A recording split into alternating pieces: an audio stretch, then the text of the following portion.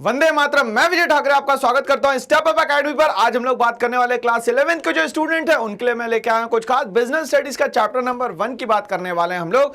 Exam आ गए हैं दोस्तों पास, तो हमें करनी पड़ेगी तैयारी एकदम बिंदास, बड़ी शिद्दत के साथ काम करना पड़ेगा दोस्तों, क्योंकि यहाँ पे एक एक मार्क्स जो है वो बहुत इंपॉर्टेंट है। तो चलिए, समय बहुत है कम, सफरनामा शुरू करेंगे आज हमारा।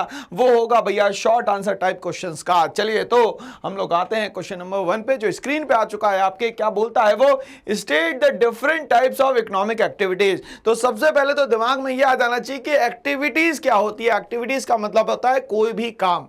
अब कोई भी अगर कोई इंसान काम कर रहा है तो उसके बदले में उसका कोई ना कोई इंटेंशन तो होगा भाई। अगर हम लोग इकोनॉमिक्स पढ़ रहे हैं, या हम लोग बिजनेस स्टडीज पढ़ रहे हैं, या हम लोग अकाउंट्स पढ़ रहे हैं, ये तीनों सब्जेक्ट अगर पढ़ रहे हैं तो हमारा कोई ना कोई बेसिक रीजन होगा, कोई ना कोई दोस्तों यहाँ पे पर्पस होगा। इंग्लिश पढ़ रहे हैं, हिंदी पढ़ रहे हैं, फिजिकल एजुकेशन पढ़ रहे हैं, आईटी पढ़ रहे हैं, ये सब भी अगर हम लोग पढ़ रहे हैं तो उसके पीछे भी कोई ना कोई क्या होगा, बेसिक रीजन होगा। इसी तरीके से जो भी काम किया जाता है उसके पीछे जो है वो बहुत बड़ा रीजन होता है। तो यहां पे बोलता है कि एक्टिविटीज क्या होती है, तो काम करना जिसके बदले में हमें पैसा मिल जाए उसको कहते हैं इकोनॉमिक एक्टिविटी। जिसके बदले में काम करने के हमें पैसा ना मिले, that is known as non economic activity. But वहां मिलेगा दोस्तों हमें साइकोलॉजिकल सेटिस्फैक्शन। ये बात हम लोग को थोड़ी सी याद रखनी है, ठीक है। तो different type of economic activities में स्विच करूंगा मैं। क्या कहता है? Different types of economic activities are, number 1 जो है वो है बिजनेस। बिजनेस का मतलब किसी भी चीज को स्टार्ट करना, किसी भी चीज को इस तरीके से स्टार्ट करा जाए कि वो पूरे मार्केट को कैप्चर कर ले। मतलब कि यहां पे बिजनेस में आप सीधा सीधा लोगे रिस्क। जैसे ही आपने रिस्क लेना शुरू करा, रिस्क के बदले में मिलने लगेगा दोस्तों यहाँ पे आपको अबेंडेंस अमाउंट में प्रॉफिट। और अगर प्रॉफिट मिलने लग गया तो अच्छा हो जाएगा आपका स्टैंडर्ड ऑफ लिविंग, और कम से कम 7 पुश्ते जो हैं आराम से बैठ के उसी बिजनेस के भरोसे खाना पीना शुरू कर देगी। तो ये बहुत ज्यादा जरूरी है दोस्तों। दूसरी हम लोग बात करें यहाँ पे, दूसरा है अपनी स्किल्स को बहुत अच्छा करना, बहुत तेजी से बढ़ाना। That is known as profession. बिना प्रोफेशन के भी काम किया जा सकता है, बट अगर मान लेते कोई प्रोफेशनल है तो उसको उस पर्टिकुलर फील्ड की सारी नॉलेज, सारे स्किल, सारे अप्स एंड डाउन, सारे प्लस एंड माइनस पता होने चाहिए, तभी वो एक प्रोफेशनल बंदा कहलाएगा। अदरवाइज वो प्रोफेशन में रहने लायक नहीं है। उसको यहाँ पे प्रोफेशन के बदले में मिलेगी अच्छी खासी कंसल्टेशन फीस, क्योंकि वो उस पर्टिकुलर फील्ड में माहिर है। तो लोग उसके पास जाएंगे तो उससे जब कंसल्ट करेंगे तो यहाँ पे उनको देनी पड़ेगी fees. That is known as consultation fees. तो ये किस में आएगी दोस्तों? तो ये आएगी यहाँ पे प्रोफेशन में। चलिए आगे बढ़ते हैं। Next is employment. या तो किसी के यहाँ जाके आप क्या करें, नौकरी करें। जब आप नौकरी करेंगे तो लिमिटेड अमाउंट ऑफ सैलरी मिलेगी, आपकी ग्रोथ तो होगी, फ्यूचर प्रोस्पेक्ट थोड़ा सा सेव रहेगा, बट यहां पे प्रॉफिट नहीं मिल सकता। मतलब आपकी लाइफस्टाइल वैसी की वैसी रहेगी, थोड़ा बहुत अपग्रेड होगी, थोड़ा बहुत अपडेट होगी, मगर बहुत ज्यादा चेंज नहीं होगी। तो ये तीनों ही जो एग्जांपल है ये है इकोनॉमिक एक्टिविटी के। बिजनेस में मिलेगा आपको अच्छा खासा प्रॉफिट, क्योंकि रिस्क अच्छा खासा होगा। प्रोफेशन में आपकी जितनी अच्छी स्किल होती जाएगी उतनी अच्छी आपको फीस मिलती जाएगी। एम्प्लॉयमेंट में आप जितनी ईमानदारी से काम करेंगे उतनी अच्छी आपको सैलरी मिलती जाएगी। दूसरा, यहां पे सैलरी के साथ साथ एक चीज और मिलता है, थोड़ा सा जॉब सेटिस्फैक्शन भी मिलता है, ठीक है। प्रमोशंस भी मिलते हैं, but it is a slow process, धीरे धीरे करके दोस्तों ये बढ़ता चला जाता है। चलिए क्वेश्चन नंबर 2 आपके स्क्रीन पे आ चुका है। क्या कहता है ये? Why is business considered an economic activity? Business को यहां पे आपको इकोनॉमिक एक्टिविटी क्यों मानना है? भाई इसको हम लोग नॉन इकोनॉमिक एक्टिविटी भी तो मान सकते हैं, बट हमें एक चीज पता है कि भाई यहां पे जब भी कोई बिजनेस कर रहा है तो उसका कभी भी इंटेंशन सोशल वेलफेयर नहीं हो सकता। उसका मेन मोटो जो होगा वो कहीं ना कहीं earning more more more and more profit होगा। बिना प्रॉफिट के वो यहां पे काम नहीं करने वाला है दोस्तों, है ना। चलिए ठीक है, तो हमें ये चीजें समझ में आई भाई। अब हम लोग इसका आंसर कैसे देने वाले, प्रेजेंटेशन कैसा रहने वाला है, इस पे हम लोग चर्चा करने वाले हैं, डिस्कस करने वाले हैं और समझने वाले हैं। Activities which are undertaken by people with the object of earning money. ऐसी कोई भी एक्टिविटी जिसके पीछे जो ऑब्जेक्ट है, जिसके पीछे जो एम है वो क्या है, अर्निंग मनी, पैसा कमाना है, are known as economic activity. उन सारी एक्टिविटीज को दोस्तों यहां कहा जाता है इकोनॉमिक एक्टिविटीज।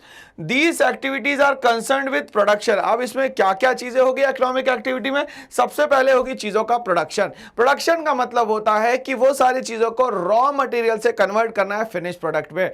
इसमें चारों फैक्टर्स ऑफ प्रोडक्शन लगेंगे, land, labour, capital and enterprise. फिर नेक्स्ट आ जाता है यहाँ पे दोस्तों एक्सचेंज। एक्सचेंज का मतलब होता है कि चीजों को आप क्या करें भाई, गुड्स और सर्विसेज के फॉर्म में प्रोड्यूसर्स और कंज्यूमर्स के बीच तक के पहुंचाने का काम करें। And distribution of goods and services, इन सबको मिला देंगे तो ये बन जाएगी दोस्तों हमारे लिए क्या, economic activity. The purpose of economic activity should be expectation of money income. ये करने का मेन मुद्दा क्या है, ये करने के लिए मेन मोटो क्या है, मेन एम क्या है, सिर्फ एक ही है कि हम लोग चाहते हैं मनी इनकम हमें ज्यादा से ज्यादा मिले, which is use for further creation of wealth और एसेट्स। और इसके लिए हम लोग अगर मेहनत करेंगे तो आगे चल के हमारा ग्रोथ होगा। अभी तो हम लोग जब स्टार्टिंग करेंगे तो सर्वाइवल होगा, बट आगे चल के हमारा ग्रोथ होगा, आगे चल के हमारा एक्सपांशन होगा। तो ये सारी चीजें किसमें कंसीडर की जाती है दोस्तों, तो ये की जाती है कंसीडर इकोनॉमिक एक्टिविटीज में। किसमें की जाती है, इकोनॉमिक एक्टिविटीज में, जिसमें जो मेन इंटेंशन होगा वो हमेशा होगा to earn more and more money. सिर्फ पैसे से ही पैसा कमाना, अगर पैसा नहीं लगाएंगे तो पैसा कमा भी नहीं पाएंगे। चलिए हम लोग इसमें एग्जांपल की बात करते हैं। तो example of economic activities are production of goods in a factory. अगर मान लेते हैं गुड्स का प्रोडक्शन एक फैक्ट्री में हो रहा है, distribution of goods by the wholesaler और द रिटेलर। अब ये मैन्युफैक्चरर ने चीजें बना दी, अब ये पहुंच गया होलसेलर के पास, होलसेलर के पास से ये ट्रांसफर हो गया रिटेलर के पास, और रिटेलर के पास से किसके पास जाएगा भैया, तो ये कंज्यूमर के पास जाएगा। Working in a factory, practising as a doctor, lawyer, working as a teacher in a school etcetera, ये सारी चीजें जो है इकोनॉमिक एक्टिविटी में। बट अगर मान लेते हैं यहाँ पे जो टीचर है वो फ्री ऑफ कॉस्ट बच्चों को पढ़ाता है, तो ये हमेशा नॉन इकोनॉमिक एक्टिविटी होगी। डॉक्टर या लॉयर अपने ही किसी रिश्तेदार को क्या करता है, सपोर्ट करता है, तो वो सारी की सारी नॉन इकोनॉमिक एक्टिविटी में चले जाएगी। मतलब जिसके बदले में पैसा ना लिया जाए उसको बोला जाता है नॉन इकोनॉमिक एक्टिविटी। चलिए next question, question number 3 screen पे आ गया। क्या कहता है ये, explain the concept of business. Business समझाइए होता क्या। बिजनेस को सीधे मैं रिलेट करता हूं दोस्तों यहां पे रिस्क से। जो इंसान अगर रिस्क लेना जानता है वो बिजनेस करना जानता है। क्यों, क्योंकि मार्केट में ऑलरेडी वो चीज बहुत सारे लोगों के पास अवेलेबल है। बट आप क्या कर सकते हो बेहतर, आप कैसे कर सकते हो बेहतर, ये सब कुछ बताना आपका काम है दोस्तों। चलिए समझने की कोशिश करें।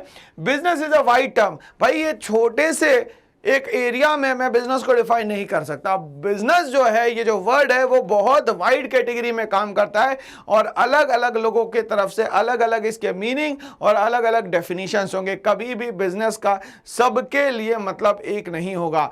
कुछ लोग फिनिश गुड्स में इसको बिजनेस मानते हैं, कुछ लोग रॉ मटेरियल में इसको बिजनेस मानते हैं, कुछ लोग सर्विस सेक्टर में भी इसको बिजनेस मानते हैं। Okay, it include all occupations in which people are busy in earning income. अब ये बोल रहा है कि इसमें सारे ऑक्यूपेशन आते हैं जिसमें हर कोई जो है वो इन्वॉल्व है, कहां, इनकम को अर्न करने में।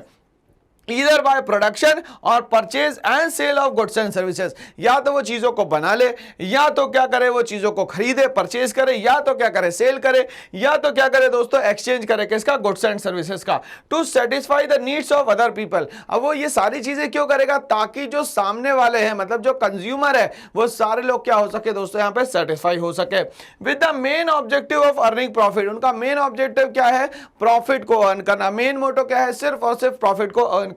इन modern times business is no longer dealing only with goods और सर्विसेज। अगर आज हम लोग बात करें, मॉडर्न टाइम्स की बात करें, तो बिजनेस जो है वो कहीं ना कहीं ओनली डील करता है गुड्स एंड सर्विसेज से।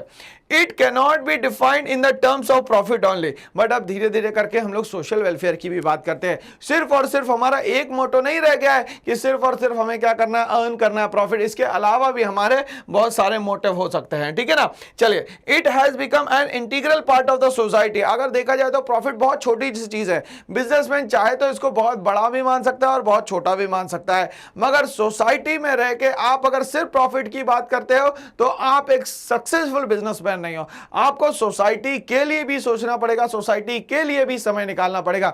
मतलब आपका पर्सनल ऑब्जेक्टिव हो सकता है प्रॉफिट हो, बट यहां पे सोशल ऑब्जेक्टिव को भी आपको साथ में यहां पे लेके चलना पड़ेगा। In modern time business include the activities as follows. आज अगर हम लोग बात करें तो कितने टाइप के एक्टिविटीज आज हम लोग कर पा रहे हैं एक साथ, उसको समझे। Creating a customer for itself, और मान लेते हैं कहीं ना कहीं हम लोग खुद भी कस्टमर है और हम लोग जिस चीज का काम करते हैं उसमें भी हम लोग कस्टमर यहां बनाएंगे।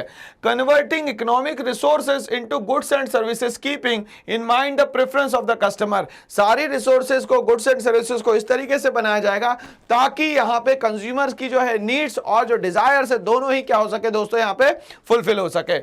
इनोवेटिंग न्यू प्रोडक्ट और सर्विसेज, और नई नई चीजों को बनाना और यहां पे नए नए प्रोडक्ट को लॉन्च करना और उसके लिए हेवी एडवर्टीजमेंट करना, या तो ऐसा बता देना कि ऐसा कुछ प्रोडक्ट आने वाला है, पहले से ही धमाल और पहले से ही कमाल दिखाना शुरू कर दिया जाए।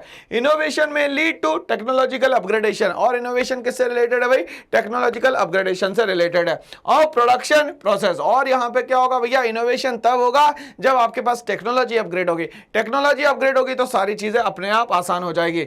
नेक्स्ट हम लोग बात करते हैं मार्केटिंग दीज इनोवेटिव प्रोडक्ट। अब ये जितनी भी चीजें हैं इन सबका क्या किया जाए, मार्केटिंग किया जाए, मतलब लोगों तक के डोर टू डोर ये चीजें पहुंचाई जाए, product and services, so that these can reach the customer. इसके कारण लोगों तक के ये क्या हो जाए दोस्तों, पहुंच जाए। तो इन तरीके से क्या करी जा सकती है भैया, हमारे यहाँ बिजनेस की स्ट्रेटेजीज बनाई जा सकती है और मोर एंड मोर सक्सेसफुल हम लोग यहाँ पे बन सकते हैं। आगे हम लोग बात करते हैं how would you classify business activity, किस तरीके से आप बिजनेस एक्टिविटी को क्या कर सकते हैं, यहाँ पे क्लासिफाई कर सकते हैं, बांट सकते हैं। चलिए हम लोग स्टार्ट करते हैं हमारे चीजों को। Business activity can be classified on various basis. अब बहुत सारे तरीके हैं बिजनेस एक्टिविटी को बांटने के। जैसा मैंने बताया कि बिजनेस की डेफिनेशन मीनिंग हर एक बंदे के लिए दोस्तों अलग अलग हो सकती है। Common basis of classification is on the basis of function. अब ये जो बेसिस है वो उसके फंक्शंस पे डिपेंड करता है। फंक्शंस का मतलब होता है किस तरीके से वो काम करता है। काम करने का मतलब क्या होता है भाई, तो अगर हम लोग बात करें तो एसी का मेन फंक्शन क्या है भैया, हवा ठंडी करके देना। गर्म करने के लिए हीटर होता है, एसी नहीं होता। इसी तरीके से गाड़ी का काम क्या है भाई, गाड़ी का काम है एक जगह से दूसरी जगह आपको ट्रैवलिंग जो करवाना है वो आसान करवा दे। सेल फोन का काम क्या है, इनकमिंग और आउटगोइंग फोन, मतलब कि कांटेक्ट में रहे, कांटेक्ट में बन सके, दूर होते हुए भी इसका काम है सेल फोन का भाई। तो इस तरीके से इनके फंक्शंस डिसाइडेड है। इसी तरीके से यहाँ पे भी जो फंक्शंस है वो फंक्शंस के हिसाब से ही हम लोग यहाँ बिजनेस एक्टिविटी को क्या कर सकते हैं, क्लासीफाई कर सकते हैं या दोस्तों डिस्ट्रीब्यूट कर सकते हैं। Classification on the basis of function, all business activity can be classified into two broad categories. These are, इसको हम लोग मेनली दो ब्रॉड कैटेगरी में बांटते हैं। पहली हो गई भैया पूरी की पूरी इंडस्ट्री, और यहां पे अगर हम लोग बात करते हैं दूसरा होता है कॉमर्स। जहां पे चीजें बनाई जाए पूरी की पूरी वो हो गई इंडस्ट्री, और जहां पे चीजों को रोटेट किया जाए, एक्सचेंज किया जाए, उन सारी जगह को हम लोगों ने बोल दिया भैया कॉमर्स। क्या बोल दिया, कॉमर्स। तो इस तरीके से हमें समझ में आया कि बिजनेस की जो एक्टिविटीज है उसको दो मेन सेक्टर में बांटना है। पहला होता है इंडस्ट्री और दूसरा होता है दोस्तों यहाँ पे कॉमर्स। आगे बात करते हैं क्वेश्चन नंबर 5 की, what are the various types of industries. अलग अलग टाइप की इंडस्ट्रीज को डिफाइन करिए, क्या होती है, कैसे काम करती है, ये हमें बताइए। इंडस्ट्री के मीनिंग और हम लोग अब टाइप्स की बात करेंगे। इंडस्ट्री रेफर्स टू, अब इंडस्ट्री तो समझ ले दोस्तों क्या होता है। Industry refers to an activity, एक ऐसी एक्टिविटी, मतलब एक्टिविटी तो समझ में आ गया, इकोनॉमिक और नॉन इकोनॉमिक होती है, which converts raw material into useful product, मतलब कि रॉ मटेरियल को फिनिश प्रोडक्ट में यहाँ पे कन्वर्ट किया जाएगा। इंडस्ट्री इंक्लूड, इंडस्ट्री में क्या क्या आता है, activities related to the production and processing as well as activity related to the rearing and reproduction। अब यहाँ बहुत सारी चीजें एक साथ आ रही है। पहला बोला जा रहा है कि प्रोडक्शन करना, रॉ मटेरियल को कन्वर्ट करना फिनिश प्रोडक्ट में, प्रोसेसिंग करना मतलब उस पर बैक टू बैक काम करना, यहाँ पे मतलब कैपिटल गुड्स रिक्वायर्ड होगा यहाँ पे प्रोसेसिंग के लिए। रियरिंग करना और रिप्रोडक्शन करना एनिमल्स का, ठीक है, मतलब उनको संभालना, उनकी ब्रीड को संभालना ताकि वो आगे जनरेशन में जा सके। दूसरा यहाँ रिप्रोड्यूस करना, मतलब उन्हीं के जैसा एक और प्रोड्यूस करना ऑफ एनिमल्स और अनदर लिविंग स्पीसीज। तो यहाँ पे दो तरीके से हो गया पूरा का पूरा, एक तो कहीं ना कहीं देखा जाए तो ये एनिमल से रिलेटेड हो गया और दूसरा क्या हो गया भैया, यहाँ रॉ मटेरियल से रिलेटेड हो गया। मतलब लिविंग ऑर्गेनिज्म और नॉन लिविंग ऑर्गेनिज्म दोनों हम लोगों ने यहाँ पे डिस्कस कर लिया दोस्तों, ठीक है ना। चलिए आगे बात करते हैं। The purpose of industry is to create form utility. भाई इंडस्ट्री का एक ही पर्पस होता है, क्रिएट करना यूटिलिटी। अब यूटिलिटी का मतलब क्या होता है, जो कोई भी कमोडिटी आप यूज कर रहे हैं, खरीद रहे हैं, वो आपकी नीड्स को सेटिस्फाई कर सके, इसको बोलते हैं हम लोग utility by converting raw material into useful form. तो क्या करेगी वो, रॉ मटेरियल को यूजफुल फॉर्म में क्या करेगी, कन्वर्ट करेगी। और फिनिश गुड्स या फिनिश्ड प्रोडक्ट, रॉ मटेरियल को फिनिश प्रोडक्ट में कन्वर्ट करने का काम किसका होता है भाई, वो होता है इंडस्ट्री का। आगे बात करते हैं, the term industry is also used to refer to a group. जो इंडस्ट्री है उसको और किस तरीके से हम लोग डिफाइन कर सकते हैं, ये ग्रुप ऑफ फर्म्स भी हो सकती है, जरूरी नहीं है कि सिर्फ एक कंपनी हो या एक इंडस्ट्री हो। प्रोड्यूसिंग सिमिलर और रिलेटेड गुड्स, या तो एक जैसे गुड्स बनाएगी या तो रिलेटेड गुड्स बनाएगी, ठीक है। फॉर एग्जांपल टेक्सटाइल इंडस्ट्री की अगर हम लोग बात करें, जहां रॉ मटेरियल से फिनिश गुड बनाया जाता है, refers to all production units related to the cloth manufacturing. Textile industry में सारे वो लोग आ जाते हैं जो कि क्लोथ मैन्युफैक्चरिंग से रिलेटेड होता है। Cement industry refers to all firms manufacturing cement. तो सीमेंट इंडस्ट्री बोला तो सारी सीमेंट से, क्लोथ बोला तो सारी क्लोथ से, तो टेक्सटाइल बोला तो सारी टेक्सटाइल से। तो ये अलग अलग टाइप की इंडस्ट्री होती है जो अपने अपने काम में क्या रहती है दोस्तों, माहिर रहती है। इंडस्ट्री में भी प्रोड्यूस कंज्यूमर गुड्स और कैपिटल गुड्स। इंडस्ट्री दोनों काम कर सकती है, गुड्स भी बना सकती है जिसमें कि कंज्यूमर गुड्स आता है जो कि फाइनल फॉर्म में होता है, डायरेक्टली लोग उसको क्या कर सकते हैं, यूज कर सकते हैं। वो कैपिटल गुड्स भी हो सकता है। क्या हो सकता है दोस्तों, कैपिटल गुड्स, ऐसे गुड्स जो दूसरे गुड्स को बनाने में हेल्प करते हैं। For example swing machine, swing machine का मतलब रॉ मटेरियल से वो फिनिश प्रोडक्ट बनाएगी, मतलब फिनिश कपड़े बनाने का काम करेगी। तो इंडस्ट्री दोनों चीजें बना सकती है, वो कंज्यूमर गुड्स भी बना सकती है दोस्तों, और वो चाहे तो यहां पे कैपिटल गुड्स भी बना सकती है। Goods such as bread, butter, cloth, radio etcetera consumer good. क्यों कंसीडर करना है कंज्यूमर गुड्स, क्यों, क्योंकि ये रेडी टू यूज है, आप इसको डायरेक्टली यूज कर सकते हो। These goods are directly use by the consumer, और ये आपकी वांट्स को भी क्या करेंगे, सीधे डायरेक्टली क्या करेंगे, सेटिस्फाई करेंगे। Goods such as machinery, cement etcetera are called capital goods. इन सबको कहा जाता है दोस्तों capital goods, and these are used further in the production process. मगर इनपे कभी ना कहीं अभी भी फर्दर प्रोसेसिंग चल रही है। To make useful product, industry can be classified into two broad categories. अगर हम लोग देखें कि ये इंडस्ट्री जो है मेनली दो ब्रॉड कैटेगरीज में यहाँ पे बांट सकते हैं हम लोग, तो प्राइमरी और सेकेंडरी को मैं एक साथ रख देता हूँ, टर्शरी को अलग कर देता हूँ। क्यों, क्योंकि ये दोनों जो है एक साथ ही लगभग काम करती है। रॉ मटेरियल मिलेगा, सेकेंडरी उसको फिनिश बनाएगी। टर्शरी का अलग ही काम है, उसको सिर्फ और सिर्फ बेचना है और यहाँ पे कुछ नहीं करना है। तो इस तरीके से हम लोगों को समझ में आ रहा है कि इंडस्ट्री क्या होती है, इंडस्ट्री किस तरीके से दोस्तों काम करती है। क्वेश्चन नंबर 6 की बात करते हैं, स्क्रीन पे आ चुका है। ये क्या कहता है, explain any two business activity, दो बिजनेस एक्टिविटी बताओ, मतलब पैसे से रिलेटेड एक्टिविटी है भाई, सीधी सीधी। Which are auxiliaries to the trade, auxiliaries का मतलब होता है कहीं ना कहीं सपोर्ट करना। अब ट्रेड को सपोर्ट करने के लिए कौन सी इंडस्ट्रीज यहाँ पे काम करेगी दोस्तों, ये बताना है। सबसे पहले ट्रांसपोर्ट की बात करें, बैंकिंग की बात करें और इंश्योरेंस की बात करें। ट्रांसपोर्ट क्या करता है, आपको कनेक्टिविटी देता है, एक जगह से जगह पहुंचाने के लिए जो है वो ट्रांसपोर्ट जो है पूरा का पूरा एक सेक्टर है, बहुत बड़ा एक बोलना चाहिए लिंक है, चेन है, जिसमें बहुत सारे लोग जुड़े हुए हैं और बहुत सारे लोगों को जॉब्स भी मिल रही है इसमें, ठीक है। दूसरा बैंकिंग, बैंकिंग फाइनेंशियल सपोर्ट करता है। किसी को भी बिजनेस स्टार्ट करना है तो कहीं ना कहीं फाइनेंशियल सपोर्ट चाहिए ना दोस्तों, तो फाइनेंशियल सपोर्ट के लिए हो गया यहाँ पे बैंकिंग। तीसरा हो गया कि हर काम में है रिस्क, और रिस्क को मिनिमम करने के लिए जो सेक्टर बनाया गया है वो बनाया गया हमारा इंश्योरेंस सेक्टर, ठीक है ना। तो इस तरीके से हमें समझ में आया कि ये जो दो बिजनेस एक्टिविटी है कहीं ना कहीं ऑक्सिलरीज टू ट्रेड है, ट्रेड के लिए कहीं ना कहीं क्या करती है भैया, ये सपोर्टिंग सिस्टम की तरह काम करती है। नेक्स्ट की बात करें हम लोग, what is the role of the profit in business. भाई बिजनेस में प्रॉफिट का क्या रोल है, बिना प्रॉफिट के तो बिजनेस होता ही नहीं है, क्योंकि बिजनेस में लिया है आपने रिस्क, और जब लिया है रिस्क तो मिलेगा आपको अगेंस्ट प्रॉफिट। क्या मिलेगा दोस्तों, यहाँ पे प्रॉफिट मिलेगा, ठीक है। Business is an economic activity, business अपने आप में क्या है दोस्तों, यहाँ पे एक इकोनॉमिक एक्टिविटी है। So earning profit is the main, क्या होगा भैया, earning profit is the main objective of every business. Business बिना रिस्क के और बिना प्रॉफिट के नहीं किया जा सकता, क्योंकि ये सोशल वेलफेयर वाला वर्क है ही नहीं दोस्तों। Although earning profit can not be the only और सोल ऑब्जेक्टिव, सिर्फ अर्निंग प्रॉफिट करना सोल ऑब्जेक्टिव नहीं होगा of a business, but it is a very important objective of very business. मतलब कि जितने भी बिजनेस है, आपने जो बिजनेस स्टार्ट किया उसमें आप सबसे ज्यादा जो दिमाग लगाएंगे वो लगाएंगे कि प्रॉफिट कैसे अर्न किया जाए।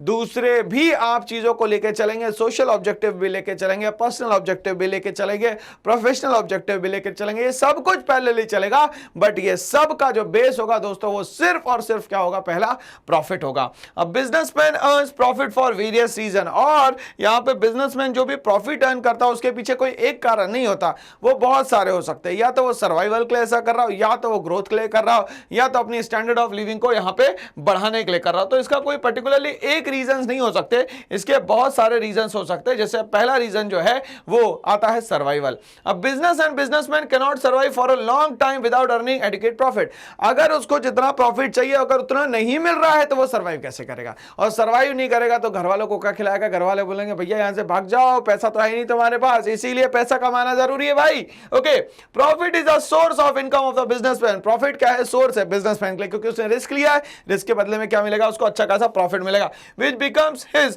Means of livelihood. और कहीं ना कहीं उसकी लाइफ चलने के लिए प्रॉफिट जो है वो ऑक्सीजन है उसके लिए कहीं ना कहीं। तो ऑक्सीजन एक तो नेचर देता है और एक खुद कमाना पड़ता है, वो है आपके लिए profit. Profit is needed to satisfy the needs of the businessman. और प्रॉफिट जरूरी क्यों है, ताकि नीड्स जो है सेटिस्फाई हो सके, किसकी भाई, बिजनेसमैन की, एंड हिज फैमिली मेंबर्स। उसके फैमिली मेंबर्स भी तो है जो उसी पे डिपेंडेंट है, अगर वो पैसा नहीं कमाएगा तो उनको क्या खिलाएगा भाई, पता चल रहा है उसको भी भगा देंगे घर से, इसीलिए उसको प्रॉफिट कमाना जरूरी है। ये कह सकता हूं कि घर में सिक्योरिटी के लिए उसको प्रॉफिट तो लेके आना ही पड़ेगा। चलिए आगे बात करते हैं एक्सपांशन एंड ग्रोथ की। अब धीरे धीरे करके चीजें क्या करने लगेगी दोस्तों, बढ़ने लगेगी। अब उसको भी बिजनेस को क्या करना पड़ेगा भैया, फर्दर एलाबोरेट करना पड़ेगा, बढ़ाना पड़ेगा, ठीक है।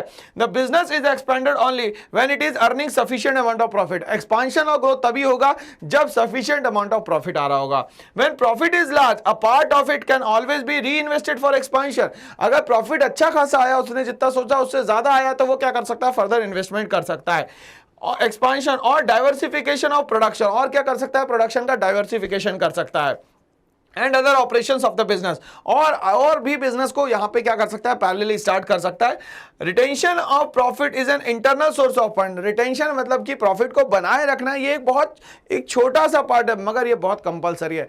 इसके बेसिस पे ही आप फर्दर एक्सपांशन या ग्रोथ कर सकते हैं। अगर ये नहीं है तो आप फर्दर ग्रोथ और एक्सपांशन नहीं कर सकते। Retain profit there is no interest and company can easily use it for expansion and the growth project. ठीक है, अगर मान लेते ऐसा नहीं करते हो तो आपकी कंपनी की ग्रोथ और एक्सपांशन नहीं हो पाएगा। बट अगर आप ऐसा करते हो, सेविंग नेचर है आपका, बचाते हो, तो आगे चल के आपकी कंपनी की ग्रोथ, आपकी कंपनी के बहुत सारे फ्रेंचाइज, ये सारी चीजें क्या होने लगेगी, धीरे धीरे करके हर जगह फैलने लग जाएगी और हर जगह से आपके पास आने लगेगा दोस्तों यहाँ पे प्रॉफिट। चलिए तो हम लोग बात करें रोल ऑफ प्रॉफिट और क्या क्या हो सकते हैं भाई। तो सर्वाइवल हो सकता है, एक्सपांशन एंड ग्रोथ हो सकता है, सिंबल ऑफ एफिशिएंसी और एन इंडेक्स ऑफ परफॉर्मेंस। अब सिंबल ऑफ एफिशिएंसी मतलब ये बताता है कि आपने बहुत मेहनत करी है, बहुत मेहनत करी तभी तो एक्स्ट्राऑर्डिनरी प्रॉफिट आया, कम मेहनत करते तो प्रॉफिट नहीं आता। Reward for the bearing risk, और ये जो प्रॉफिट है वो कहीं ना कहीं रिवॉर्ड है against the risk. Okay, help to gain goodwill, और कहीं ना कहीं ये गुडविल को क्या करता है, गेन करने में आपकी मदद करता है दोस्तों। ठीक है ना, चलिए तो चीजें हमें समझ में आ रही है भैया कि बिजनेस में रिस्क है और प्रॉफिट सब कुछ है। ओके, सिंबल ऑफ एफिशिएंसी और एन इंडेक्स ऑफ परफॉर्मेंस की बात करें, profit indicate weather a business is being manage efficiently और नॉट। अब यहां पे ये बोल रहा है कि प्रॉफिट ये भी इंडिकेट करता है कि आप उस काम को शिद्दत से कर रहे हैं कि नहीं कर रहे, डेडिकेशन कितना ज्यादा है उसमें, पैशनेट आप कितना है।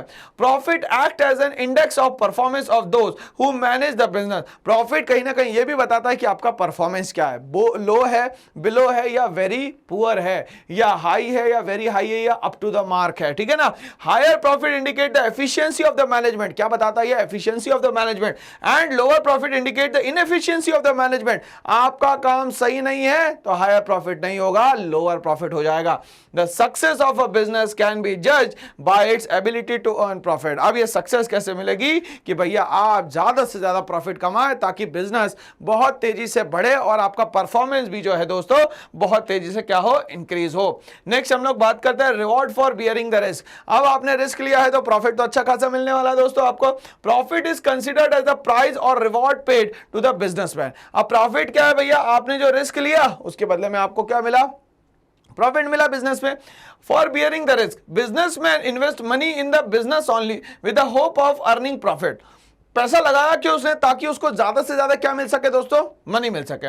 The desire to earn profit motivates the businessman to bear the uncertainties and unexpected risk. अब ये जो अनसर्टेनिटीज है, अनएक्सपेक्टेड रिस्क है, कभी भी कुछ भी हो सकता है, यही तो रिस्क लेना है, यही तो आपको प्रॉफिट देगा। बाकी लोग नहीं ले पा रहे इसलिए वो सैलरी ले रहे हैं, आप रिस्क ले पा रहे हो इसलिए आप क्या कर रहे हो, प्रॉफिट अर्न कर रहे हो। यहाँ पे profit and risk are directly related to each other. भैया ये वाइस वर्सा है, प्रॉफिट अगर बढ़ा रहे हो मतलब रिस्क भी बढ़ रहा है, उल्टा नहीं चलता, ये हमेशा पैरेलल चलता है भाई। ऐसा नहीं होगा कि प्रॉफिट नीचे जा रहा है रिस्क बढ़ रहा है, ऐसा नहीं, ये हमेशा बढ़ेगा। प्रॉफिट बढ़ेगा तो रिस्क भी बढ़ेगा। The higher the risk the more is the profit and the lower the risk less is the profit. मैंने क्या कहा, अगर जिंदगी में सबसे सेफ जॉब करना चाहते हो तो चौकीदार बन जाओ, 0% रिस्क, कोई रिस्क नहीं।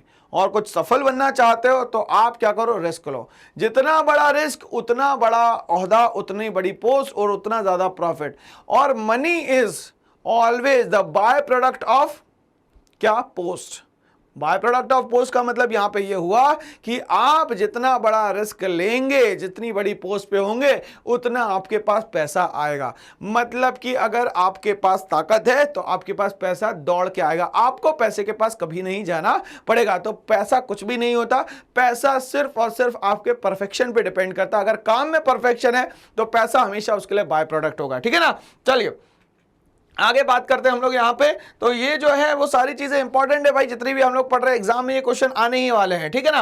हेल्प टू गेन रेपुटेशन और द गुडविल। अब ये कहीं ना कहीं क्या हेल्प करता है, आपके रेपुटेशन बनाने में या गुडविल बनाने में काम करता है। दिखता नहीं है मगर काम बहुत करता है भाई। नाम अच्छा होगा तो काम अच्छा होगा, अगर काम अच्छा होगा तो नाम अच्छा होगा, दोनों एक साथ चलते हैं। अगर नाम खराब हो गया तो काम अपने आप खराब हो जाएगा। इसीलिए एवरीथिंग इज कैरेक्टर। कैरेक्टर अगर अच्छा है तो सब कुछ अच्छा, और कैरेक्टर खराब है तो सब कुछ खराब है। A profit earning company always has a better reputation in the market as compared to companies which are running in loss।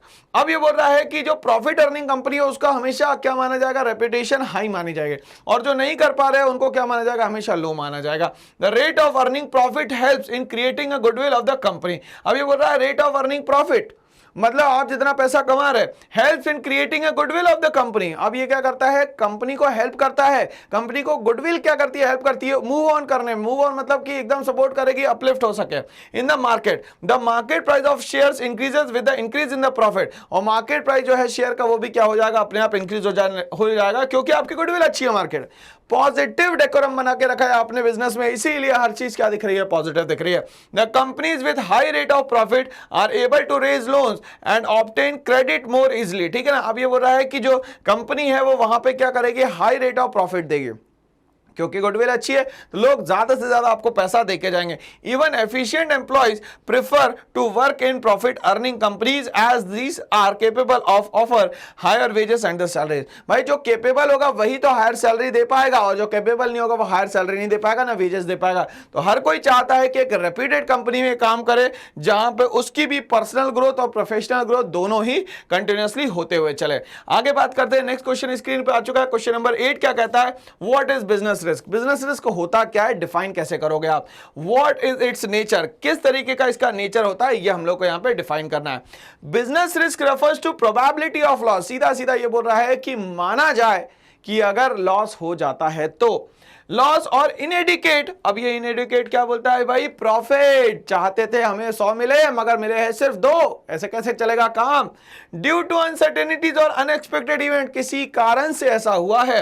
Which are beyond control, मगर ये क्या है, आपके कंट्रोल में नहीं है। जो चीज आपके कंट्रोल में वो आप कर सकते हैं, जो आपके कंट्रोल में नहीं है उसका आप कुछ भी नहीं कर सकते। In simple words we can say business risk means a chance of incurring loss. Business risk का सीधा सीधा मतलब होता है कि आप क्या कर रहे हैं, बियर करना चाहते हैं लॉस। बट अगर आपकी कला है, आपकी टैलेंट है, आपका प्रोफेशन, आपका स्किल सब अच्छा है तो ये loss converted into profit. Okay चलिए, और लेस प्रॉफिट देन एक्सपेक्टेड। तो यहां पे ये जो लॉस है इसको मैं मानता हूं फेल, और फेल का फुल फॉर्म ही जो है वो पॉजिटिव है, first attempt in learning.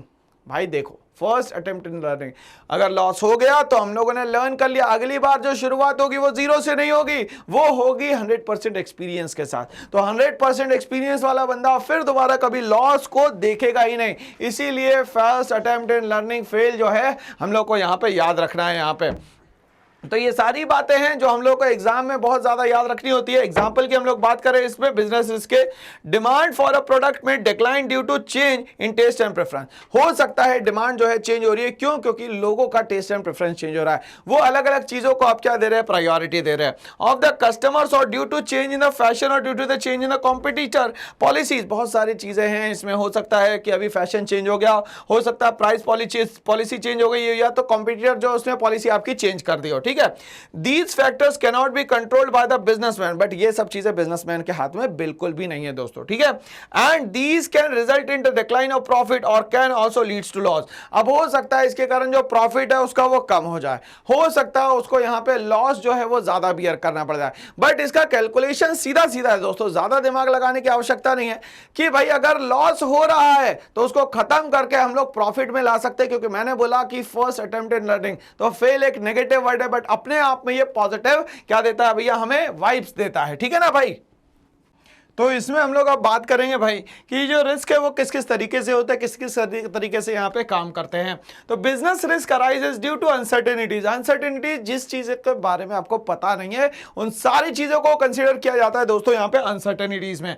Uncertainties means when you are not sure of what is going to happen in future, क्या फ्यूचर में होने वाला है जो आपको नहीं पता है, that all will considered as uncertainty. क्या मानेंगे दोस्तों उसको हम लोग, अनसर्टेनिटी। कॉमन एग्जांपल्स में अगर हम लोग देखें इसको, common examples of uncertainties are change in demand, demand में चेंज हो जाना, जैसे फॉर एग्जांपल कोई फ्रूट मान लेते फॉर एग्जांपल एप्पल, उसका रेट मान लेते 120 पर केजी से 220 पर केजी हो जाता है एकदम से, just because of the hike in the fuel prices. Fuel prices बढ़ने के कारण रेट बढ़ गया दोस्तों। आगे बात करते हैं गवर्नमेंट पॉलिसी, सरकार ने टैक्स रेट बढ़ा दिया, उसके कारण रेट बढ़ जाएगा सब चीजों का। टेक्नोलॉजी अगर मान लेते हैं बहुत ज्यादा अपग्रेड हो गई तो टेक्नोलॉजी में पैसा अच्छा खासा लग जाता है, इसीलिए वो सारी चीजें क्या हो जाएंगी, महंगी हो जाएंगी etcetera. Business risk is due to these uncertainties, और बिजनेस रिस्क जो है ये सारी अनसर्टेनिटीज के कारण ही यहां पे क्रिएट होता है। सेकंड पॉइंट की बात करें, risk is an essential part of every business. Business की अगर हम लोग बात करें तो बिजनेस में सबसे इंपॉर्टेंट जो है वो रिस्क, बिना रिस्क के कोई भी बिजनेस नहीं किया जा सकता, और बिजनेस में रिस्क जो है एसेंशियल पार्ट है, मतलब बिजनेस के लिए ऑक्सीजन जो है वो रिस्क है दोस्तों। और रिस्क लेते हैं तो क्या मिलता है दोस्तों, हमें प्रॉफिट मिलता है। Okay, risk is an important characteristics of business, no business can avoid risk although degree of risk may vary. भाई कहीं पे ज्यादा होगा कहीं पे कम होगा, बट इन्वॉल्व तो रिस्क हमेशा ही होगा। Risk can be reduced but can not be eliminated, risk को कम कर सकते हो मगर एलिमिनेट नहीं कर सकते, मतलब खत्म नहीं किया जा सकता। आगे बात करते हैं, degree of risk depend upon the nature and the size of the business. But risk depend किस पे होता है, तो ये रिस्क जो है डिपेंड होता है कहीं ना कहीं नेचर क्या है बिजनेस का और साइज क्या है बिजनेस का। The degree of risk depends upon the type of business. For example, a business involved in fashion item bear more risk. अब भाई फैशनेबल आइटम्स में आप डील कर रहे हो तो यहां बहुत ही ज्यादा एबंडेंस में रिस्क है। क्यों? क्योंकि ये रेगुलरली चेंज होता रहता है, रेगुलरली अपडेट होता रहता है, as compare to business involved in standardize goods. और बिजनेस क्या है, कहीं ना कहीं स्टैंडर्डाइज गुड्स में ही डील करता है, यहां पे स्टैंडर्ड मेंटेन करना बहुत ही जरूरी है दोस्तों। सिमिलरली अब business operating at large scale bears more risk. जो बड़े कंसर्न्स होते हैं, बड़े फर्म्स होते हैं, बड़ी इंस्टीट्यूशन होती है, वहां पे रिस्क बहुत ज्यादा होता है as compare to small scale businesses houses. छोटे हाउसेस है रिस्क मिनिमम होगा। और अगर मान लेते हैं बिजनेस का रिस्क बड़ा है, मतलब कि आपका बिजनेस भी बड़ा है दोस्तों। Profit is the reward for bearing the risk, और आपको रिस्क के बदले में क्या मिलने वाला है दोस्तों, एबंडेंस अमाउंट में प्रॉफिट मिलने वाला है। Businessman earn profit because they are bearing risk. Businessman profit क्यों अर्न कर पाता है, क्यों? क्योंकि यहां पे क्या करता है, वो रिस्क बहुत ज्यादा लेता है। नो रिस्क नो गेन, मतलब नो पेन नो गेन, यही वाला फंडा है भैया, no risk no gain. Larger the risk more is the profit, larger risk होगा तो प्रॉफिट क्या होगा, ज्यादा होगा। An entrepreneur bear risk with the expectation of earning profit. और यहां पे जो एंटरप्रेन्योर है, जो रिस्क टेकर है, वो इसीलिए रिस्क लेता है ताकि उसको ह्यूज अमाउंट में क्या मिले दोस्तों, यहां पे प्रॉफिट मिले। ठीक है, नेचर ऑफ बिजनेस रिस्क को एक फ्लो चार्ट में हम लोग समझने की कोशिश करें। अराइज ड्यू टू अनसर्टेनिटी, कहीं ना कहीं अनसर्टेनिटी के कारण ये क्रिएट होता है। ओके, ये बोलता है is an essential part of the every business. मैंने कहा बिजनेस के लिए ऑक्सीजन है। Degree of risk depend upon the nature and size of the business, किस पे डिपेंड करता है, साइज और बिजनेस का किस तरीके का नेचर है उस पर डिपेंड करता है। Profit is the reward for bearing the risk, और प्रॉफिट जो है कहीं ना कहीं रिवॉर्ड होता है बेटा रिस्क का। ठीक है ना, चलिए तो यहां तक की चीजें समझ में आई। क्वेश्चन नंबर 9 स्क्रीन पे आ चुका है, क्या कहता है, list any 5 major commercial cities of the ancient India उस समय पे जब हमारे पास संसाधन नहीं हुआ करते थे, रिसोर्सेस नहीं हुआ करते थे, उस समय भी ये कहीं ना कहीं ट्रेड किया जाता था। और वो सिटीज की अब हम लोग को यहाँ पे आज चर्चा करनी है, डिस्कस करना है, उसके बारे में हम लोग चीजें सीखेंगे। चलिए, सबसे पहला बोलता है पाटलिपुत्र, दूसरा बोलता है पेशावर, तीसरा बोलता है सूरत, फिर बोलता है मथुरा, और फिर बोलता है भैया उज्जैन। ठीक है ना। तो पाटलिपुत्र मतलब आज का जो है वो हो गया पटना, पेशावर का मतलब हो गया वो पाकिस्तान के पास वाला एरिया, सूरत हो गया गुजरात में, मथुरा हो गया यूपी में, और उज्जैन हो गया यहाँ पे एमपी में। तो ये कहीं ना कहीं रिलीजियस पॉइंट ऑफ व्यू से भी इंपॉर्टेंट थे, इसलिए लोग आना जाना करते थे, इसीलिए वहां पे ट्रेड भी किया जाना आसान था। आगे बात करते हैं एक छोटे से क्वेश्चन की, व्हाट इज हुंडी? हुंडी होता क्या है भाई? हुंडी इज अ नेगोशिएबल इंस्ट्रूमेंट। क्या होता है? अपने आप में एक नेगोशिएबल इंस्ट्रूमेंट होता है। Evolve during the medieval period. कब स्टार्ट हुआ? ये मेडिवियल पीरियड में। और मेडिवियल पीरियड लगभग देखा जाए तो 8th सेंचुरी से लेकर 18th सेंचुरी तक के यहाँ पे चलता रहा, जिसको हम लोग दो पार्ट्स में डिवाइड करते हैं। पहला जो है 8 से लेकर 13 सेंचुरी तक के चला, और 13 से लेकर फिर वो चला 18 सेंचुरी तक के। तो मेडिवियल पीरियड को भी हम लोगों ने दो पार्ट में बांट दिया। इसके पहले जो पीरियड था वो एंशिएंट था, और 18 सेंचुरी के बाद जो आ गया पीरियड उसको बोलते हैं हम लोग मॉडर्न। तो ये जो नेगोशिएबल इंस्ट्रूमेंट था ये मेडिवियल पीरियड के समय में था, in order to facilitate trade and credit transaction, ताकि आप ट्रेड भी बहुत आसानी से कर सके, और दूसरा यहां पे क्रेडिट ट्रांजैक्शन को भी प्रायोरिटी दी जाती थी। मगर बार्टर सिस्टम में ऐसा नहीं होता था, कोई क्रेडिट ट्रांजैक्शन नहीं हो सकता था। बट जैसे ही हुंडी सिस्टम आया तो यहां क्रेडिट ट्रांजैक्शन होना शुरू हो गए। चलिए आगे बात करते हैं। List the major exports and imports in ancient India. Major export और इंपोर्ट बताने हैं, कौन कौन सी जगह थी जहां से एक्सपोर्ट और इंपोर्ट करा जाता था इंडिया में। तो हमें यह पता है कि भैया एक्सपोर्ट और इंपोर्ट करना है तो उसके लिए चाहिए हमें कोस्टल एरिया, और कोस्टल एरिया देखा जाए तो सबसे बड़ा जो कोस्टल एरिया है, कोस्ट लाइन जो है वो हमारी गुजरात की है। उसके बाद बहुत बड़ा कोस्टल एरिया, लगभग बात करें हम लोग तो 7516.6 किलोमीटर का जो है सिर्फ कोस्टल एरिया है। और हमारे पास 3 जगह से क्या करा जा सकता है भैया, आराम से ट्रेड किया जा सकता है। अरेबियन सी से भी बात कर सकते हैं हम लोग, बे ऑफ बंगाल से भी बात कर सकते हैं, इंडियन ओशियन से भी बात कर सकते हैं। तो ये पूरा एक वास्ट जो 7500 किलोमीटर का एरिया है, ये कोस्ट लाइन है हमारी, जो कि सबसे बड़ी कोस्ट लाइन है दोस्तों हमारे लिए। ठीक है। The following were the leading trade centre in the ancient India. Ancient India के समय जो हमारे पास कोस्ट एरियाज थे वो कौन कौन से थे, हम लोग बात करेंगे यहाँ पे। पहला बात करते हैं हम लोग पाटलिपुत्र, जिसको हम लोग आज किसके नाम से जानते हैं, known as Patna today. It was not only a commercial town but also a major centre for the export of the stones. और यहाँ पे अलग अलग जो प्रेशियस स्टोन्स थे उसको यहां से भेजा जाता था, मतलब एक्सपोर्ट किया जाता था दोस्तों। दूसरा हो गया Peshawar. It was an important export centre for the wool and for the import of the horses. यहां से हॉर्सेस और दूसरा वूल जो था दूसरी कंट्रीज में बेचा जाता था। क्यों? क्योंकि हमारे ये दोनों ही काफी फाइन क्वालिटी के होते थे। हॉर्सेस भी बहुत ज्यादा ताकतवर होते थे, और दूसरा अगर वूल कहें तो वूल भी हमारे अच्छा खासा होता था। क्यों? क्योंकि शीप काफी अच्छी होती थी। Okay. It had huge commercial transaction between India, China and Rome. Rome का मतलब हो गया यहाँ पे इटली, इंडिया तो हमें पता ही है, और चाइना तो हमें पता ही है भाई, हमारा पड़ोसी देश। ओके। चलिए तो हम लोग आगे बात करते हैं, फिर हम लोग आते हैं तक्षशिला पे।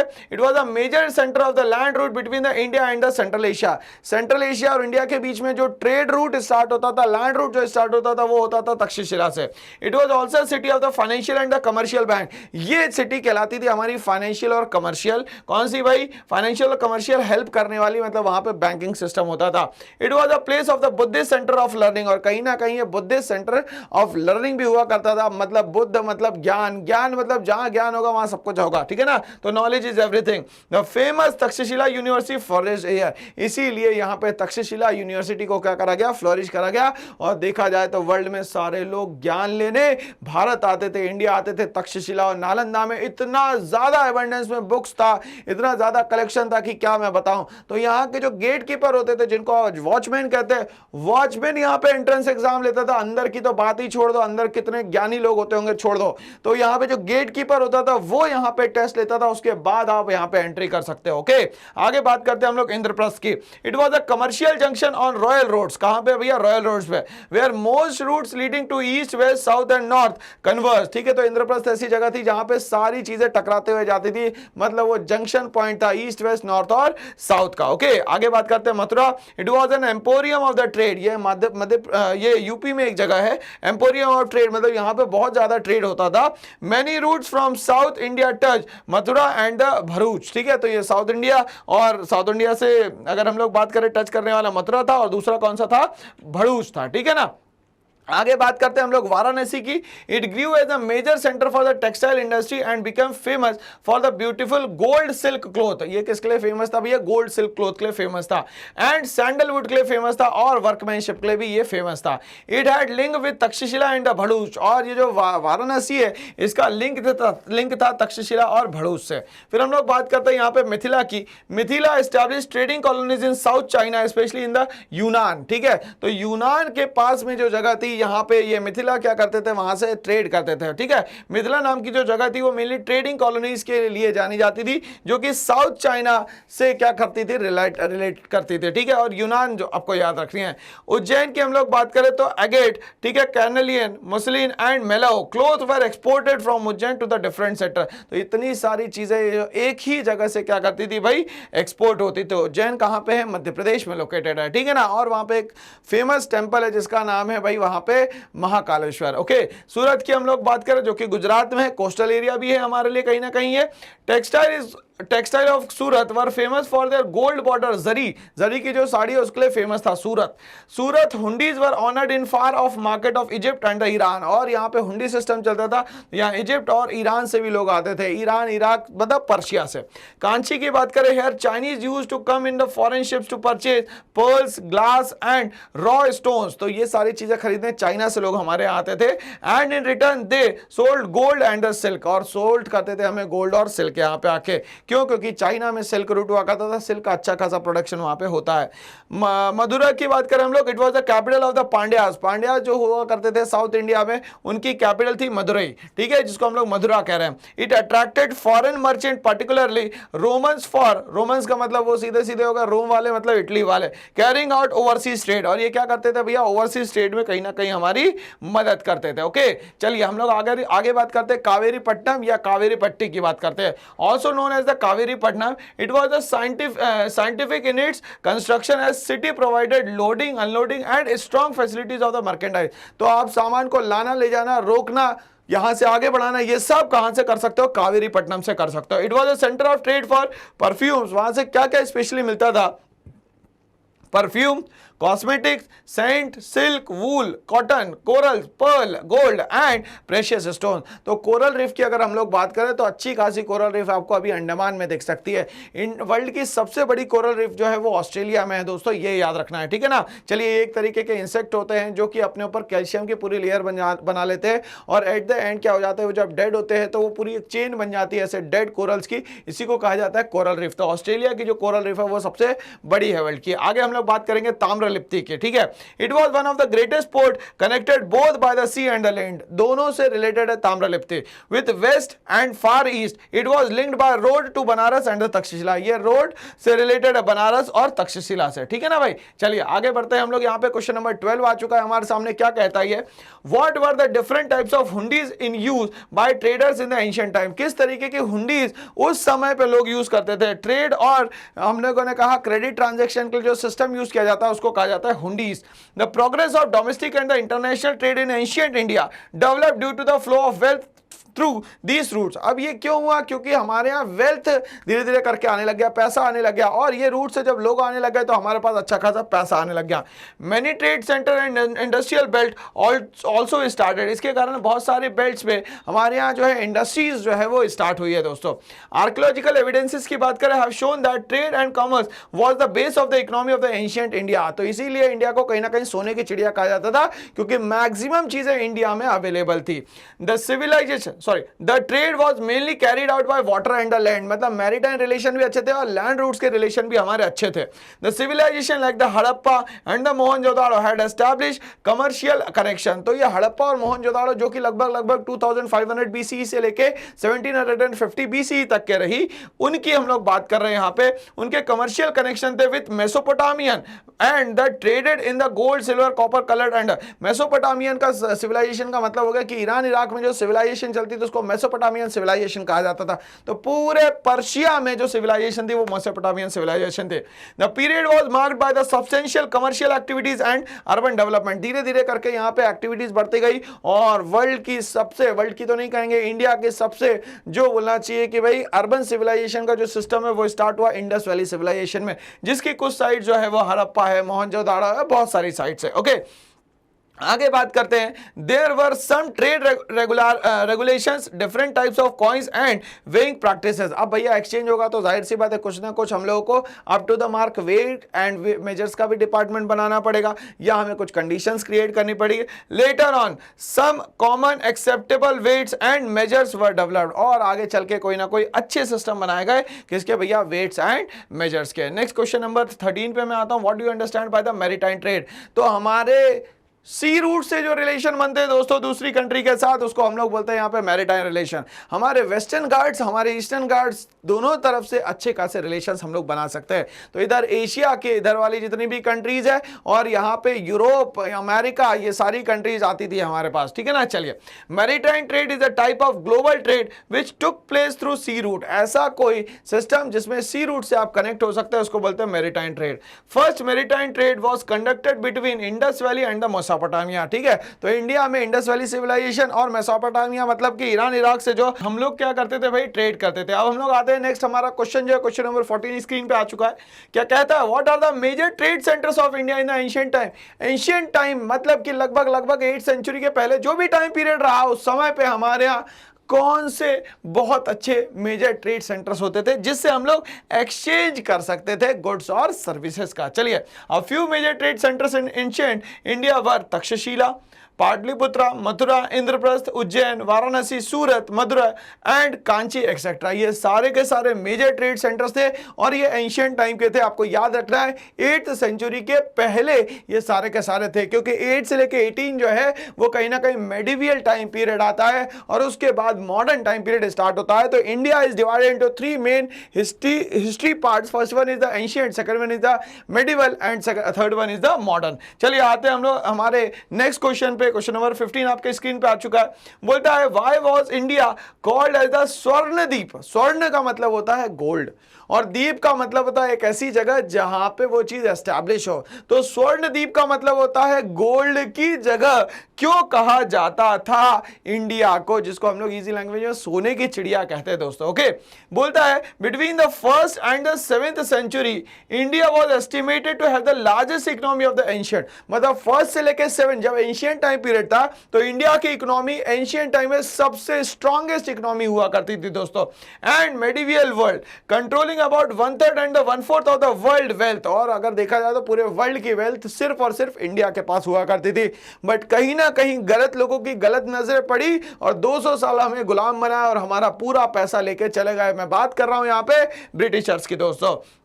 Therefore, India was called Swarnadweep. इसीलिए इंडिया को स्वर्णद्वीप कहा जाता था क्योंकि 1st से लेकर 7th सेंचुरी तक के पूरी इकोनॉमी जो है वर्ल्ड में इंडिया की लीड कर रही थी दोस्तों। Because of abundant wealth, gold and richness in the country. Abundant wealth होने के कारण अच्छा खासा गोल्ड हुआ करता था, इसीलिए कहीं ना कहीं इंडिया को कहा जाता था दोस्तों यहाँ पे स्वर्णद्वीप। तो इस तरीके से हमारी इकोनॉमी को हैम्पर्ड करा गया।